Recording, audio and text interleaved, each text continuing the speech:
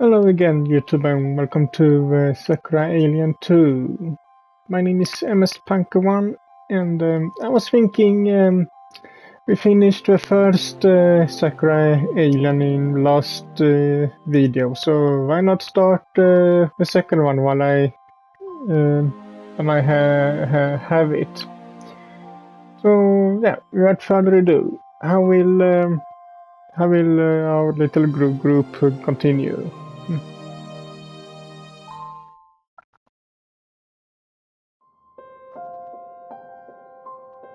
I've been obsessed with the vast unexplored reaches of space ever since I was a young boy. It was my older cousin Seiji who started me on the space obsession. He's a fantastic.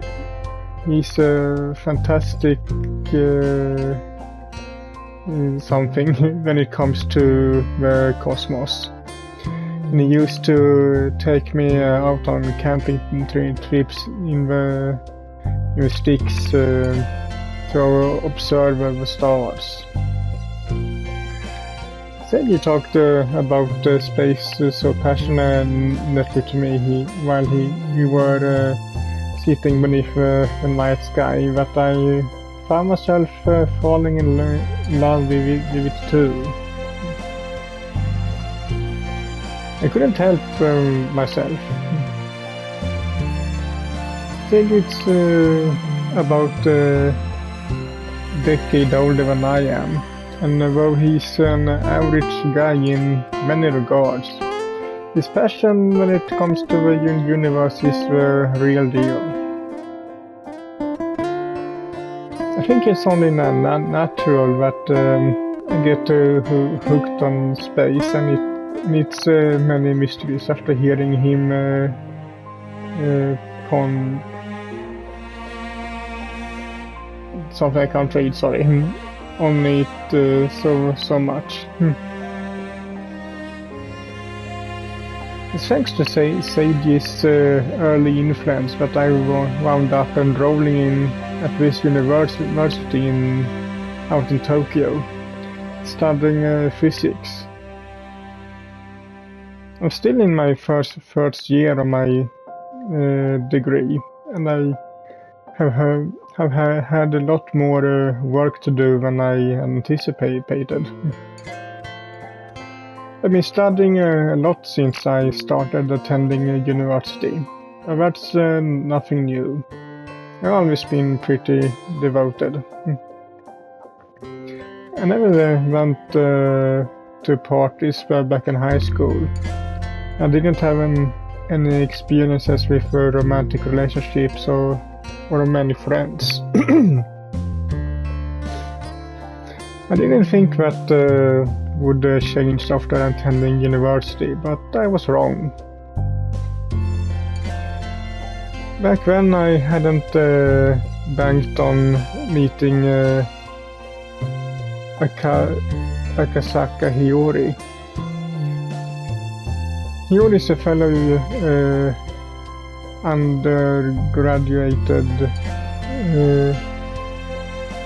undergraduate at my university, though she doesn't study physics like I do.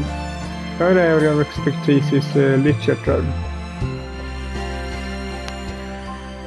She's a year older than me, which makes her my senior. Well, she doesn't look older than I do. She doesn't act much older either. She's an effusively cheerful, bubbly girl who started paying me especially special attention after she learned about my passion for space. I think I'm gonna do something real quick.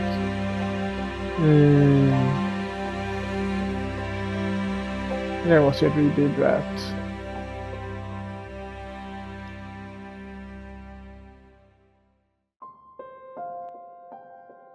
That seems good.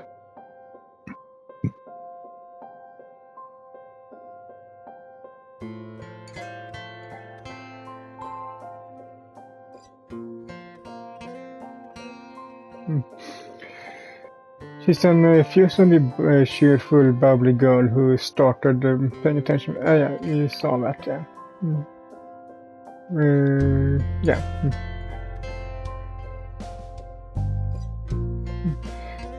Yuri, as I later learned, was still is in fact the leader of a university's astronomy club. The club was in a dire state since all its prior members had already graduated. Yuri was the only member left. She was desperate to find new recruits to fill the club, else it would be shut down.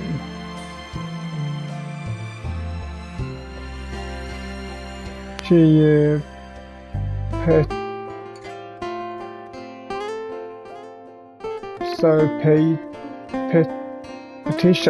petitioned me to join her club for weeks on end until I eventually gave in.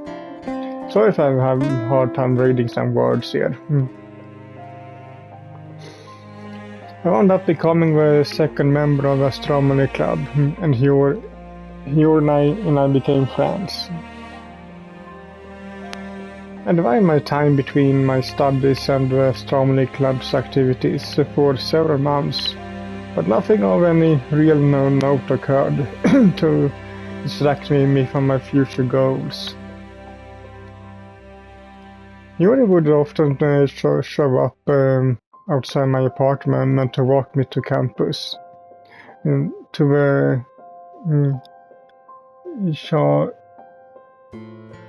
charging something of my, to the irritation, let's say that, of my male housemates.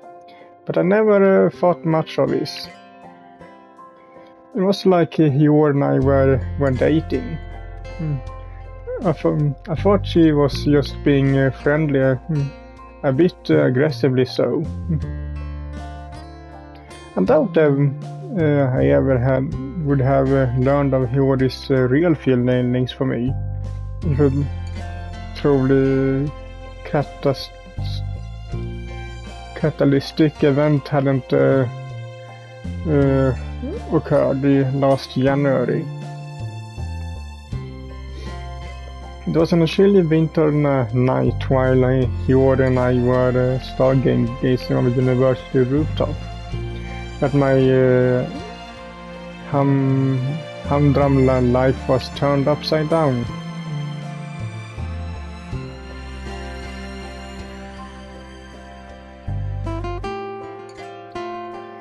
I met a real genuine alien from another planet. He just so happened to look like a beautiful woman.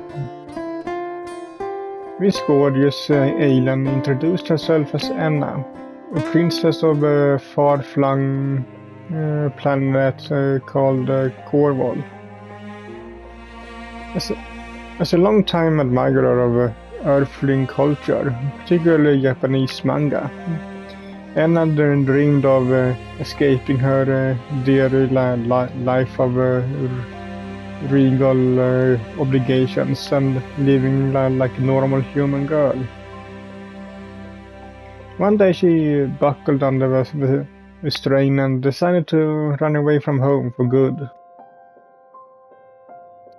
She commanded a spaceship set its coordinates planet Earth and crashed and landed quite literally onto my lap. It sounds pretty unbelievable looking back on it, but it's all 100% true. I'm no doubt in my mind that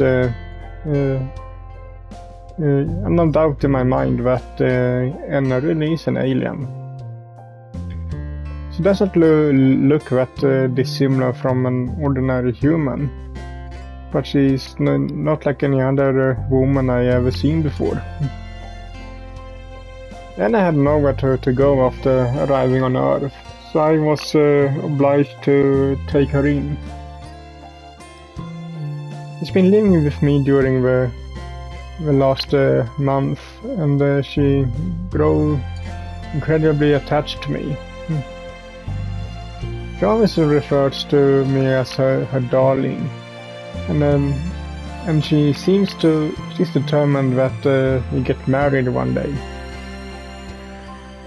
Anna's clinginess was so intense that Hiyori, who had a crush on me for a while, quite unbeknownst to me, felt pressured into confessing to me too.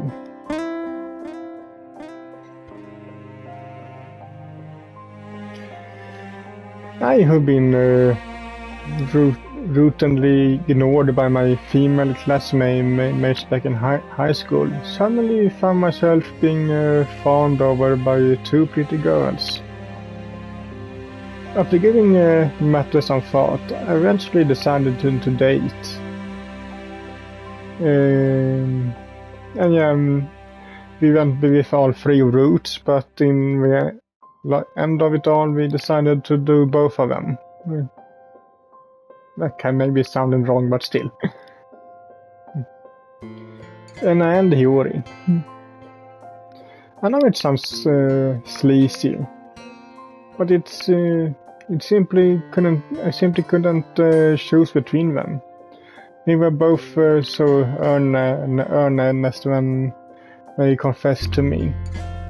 I would have felt guilty prioritizing one over the other. Fortunately, neither Anna nor Hiyori seemed to have an issue about this arrangement. Unusual though it is. According to Anna, polygamy is fairly common on her home planet, Corval.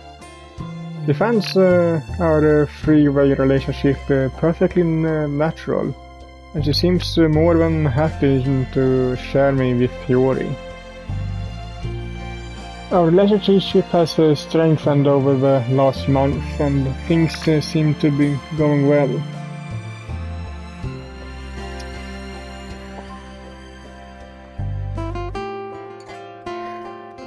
It might be illegal to marry both of them. It might not be legal to marry both of them, not in Japan at least. But I'm still too young to worry about such things. I can cross that bridge when I get to it. Despite Anna's insistence that we schedule our wedding as soon as possible,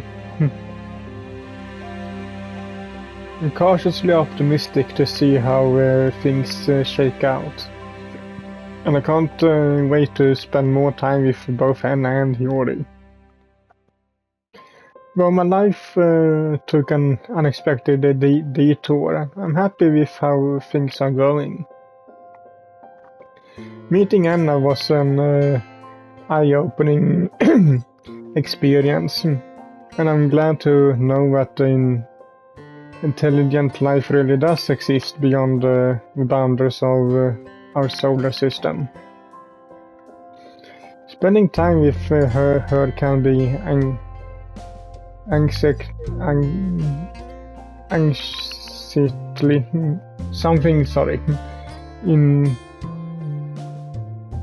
though so I can't read some words, I don't know, sorry. Practically, while my male housemates glowered at me, but it's fulfilling too.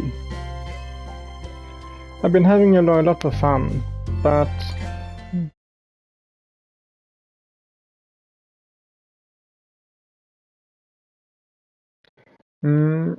just give me a sec. I'll be up soon.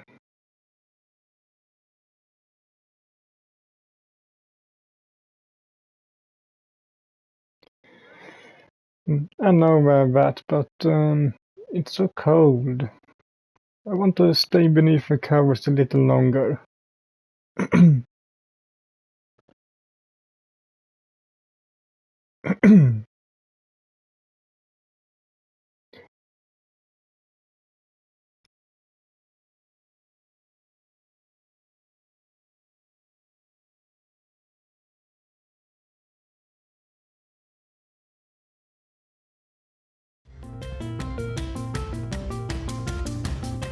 Ah, darn it. My warm and lovely covers, which were pulled over my body, were suddenly pulled away from me. My toes bared to the elements curling in on themselves, and I shivered. I live in a pretty cruddy apartment, and the boiler always on the freeze. It's not been working properly for the last week, and my room feels even colder than the Arctic tundra. How do you know that? It doesn't help that the walls are so thin, or that there's gaps in the window pans for the wind to sneak in.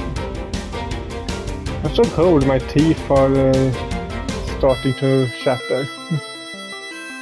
This must be how Napoleon's Grand Army felt when they invaded Russia back in 1812.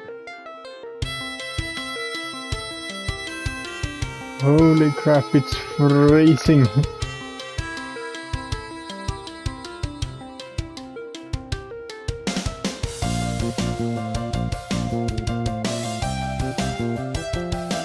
Well, that's a sight to wake up to.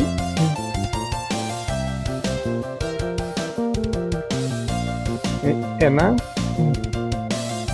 And blink. I wish them barely blurry from the sleep, and I glance upwards. Now I can see the source of that mysterious voice that was speaking to me a few moments prior. No, it doesn't come as much of a surprise. Anna is kneeling in front of me, wearing one of my bottom-up shirts. The long sea foam her green hair spills over her shoulders. The amber eyes are alight with joy. It doesn't matter how you slice it, Anna really is gorgeous. Under normal circumstances, I'd be thrilled to be woken up by such a beauty. But as it is, Anna, please, I'm freezing. Can't you give me my sheets back?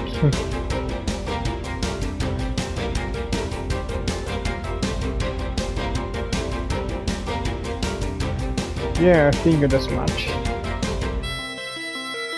I sigh. The air is so frigid inside my apartment. It's wonder my breath doesn't hang in the air like mist. And that's definitely gorgeous, but I'm having a hard time appreciating that when she's withholding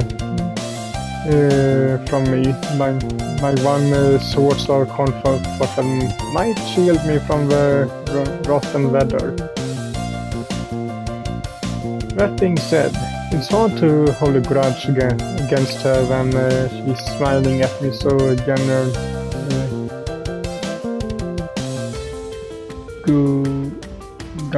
guilelessly. I must architect of my misfortune be so gosh damn cute. It isn't fair. Alright, fine, you win. I sigh again when I pull myself into a sitting position. My hair is rumpled after a night spent tossing and turning, trying to get comfy beneath my covers. My eyes are still gummed together with sleep. I rub them with the back of my arms and survey Emma. She's still sitting on her hunches. My sheets gripped tight in her neatly manicured nails. She should be even colder than I am. At least I'm wearing sweatpants, but Anna isn't shivering in the slightest. Your smile is so sunny you could use it to fry a rolled egg omelette. Are you alright, Anna?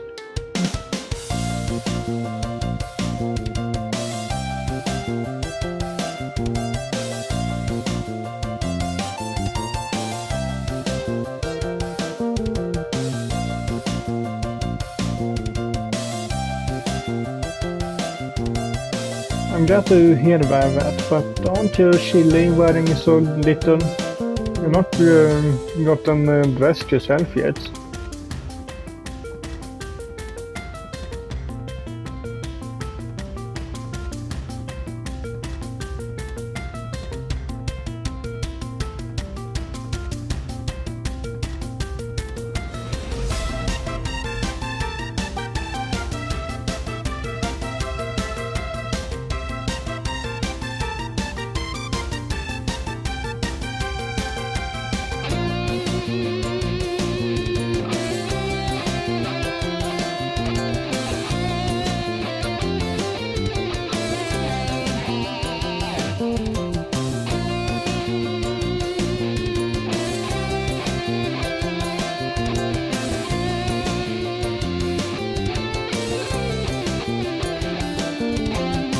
Sure. A frown. Anna's been doing a good job of acting unaffected, but she hails from a desert planet with a climate that's much warmer than Earth's. Plus, it's winter right now. I think the broken boiler's starting to do a number on Anna. Though her objections were coming across as a touch too forceful, but that cough cringes it. Are you sure you're not cold?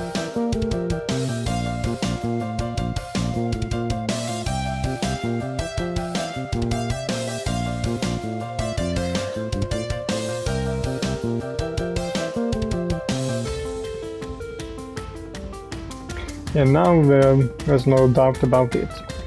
And this position is entirely cheerful, but not even that is enough to stave away the worst of the miserable weather. She's trying to tough it out, but she's ailing too. Well, thanks for being so considerate, but you don't need to push yourself too hard. There's no shame in being cold. I think it'd be stranger if you weren't, given the broken boiler and your current state of dress or lack of. Maybe you should have a quick shower. That might help.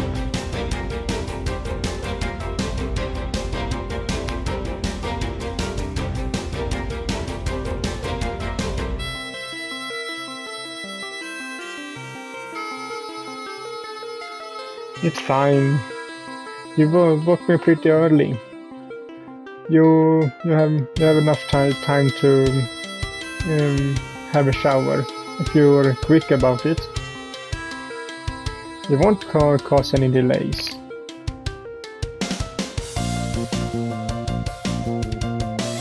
Of course, I'm sure. I can't have you catching a cold when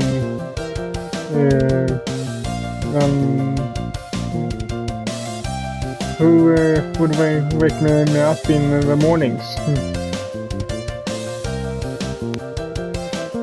I have to start relying on my alarm clock again, and that's nowhere near as pleasant as a wake-up call as yours.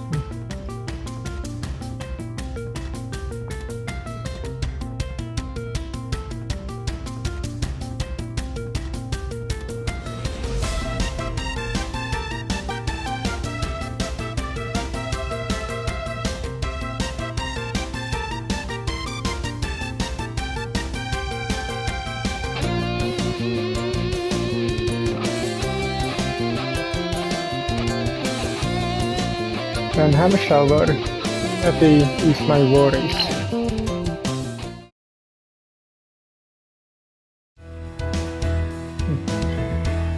Ellen gets to her feet and offers me a salute.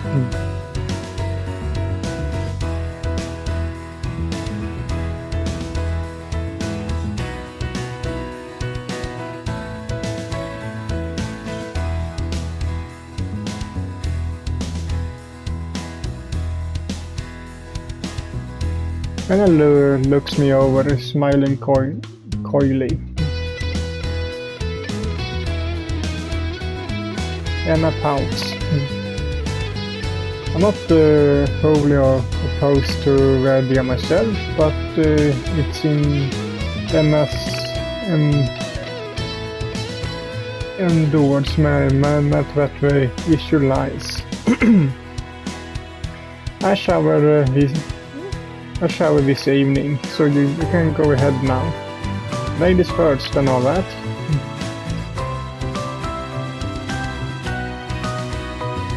Anna doesn't look wholly convinced by my argument. I think she was hoping I agreed to her, quite frankly, duchess demands. But in the end she capitulates.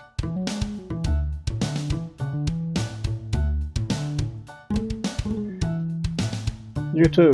Have fun. A giggling Anna retrieves her day-to-day wear from the floor where she folded it in the night prior and leaves my room. The door closes behind her with a thud, enveloping my room in a frigid silence. Anna might be gone, but her presence lingers. When I think of her, I can't help but smile.